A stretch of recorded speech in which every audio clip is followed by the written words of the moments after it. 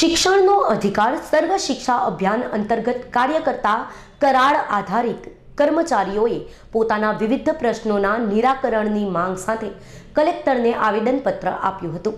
સમગ્ર શિક્ષા અભિયાન યોજના 2001થી DPEPના નામથી પછી સર્વ શિક્ષા અભિયાન અને હાલ કેન્દ્ર સરકારની અંગભૂત યોજના તરીકે સમગ્ર શિક્ષા અભિયાન તરીકે કાર્યરત છે.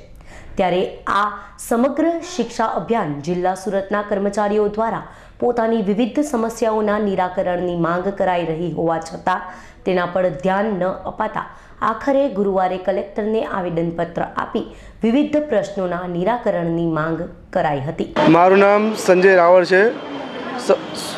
સુરત જિલ્લા સમગ્ર શિક્ષા અભિયાન કરાર આધારિત કર્મચારી સંઘ સુરત જિલ્લો તેમજ કોર્પોરેશન ના તમામ કર્મચારીઓ આજે કલેક્ટર કચેરી સુરત ખાતે કલેક્ટર સાહેબશ્રીને આવેદનપત્ર આપવા આવ્યા છીએ કે જેમાં અમારું એક જ છે કે સમાન કામ સમાન વેતન હેઠળ ગુજરાતના તમામ SSAના કર્મચારીઓને આ લાભ મળે ને જોબ સિક્યુરિટી 50% પગાર વધારો જે અમારી 3-4 માંગણી છે તે પૂરી કરે.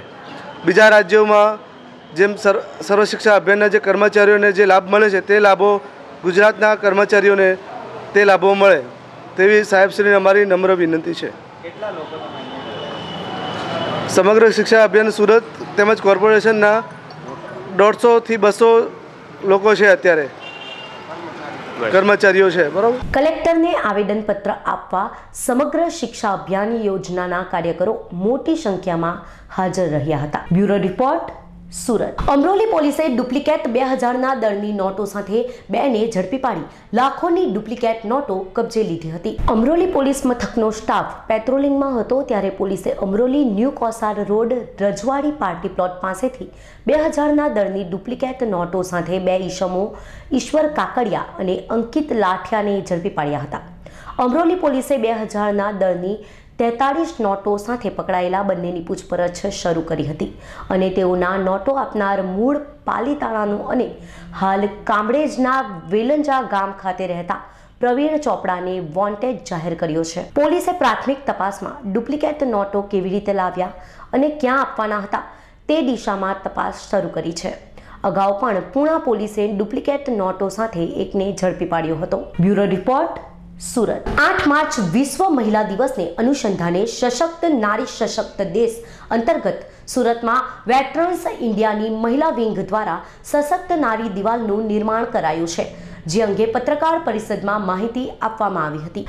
8 માર્ચ વિશ્વ મહિલા દિવસની દેશ અને દુનિયામાં ઉજવણી થનાર છે.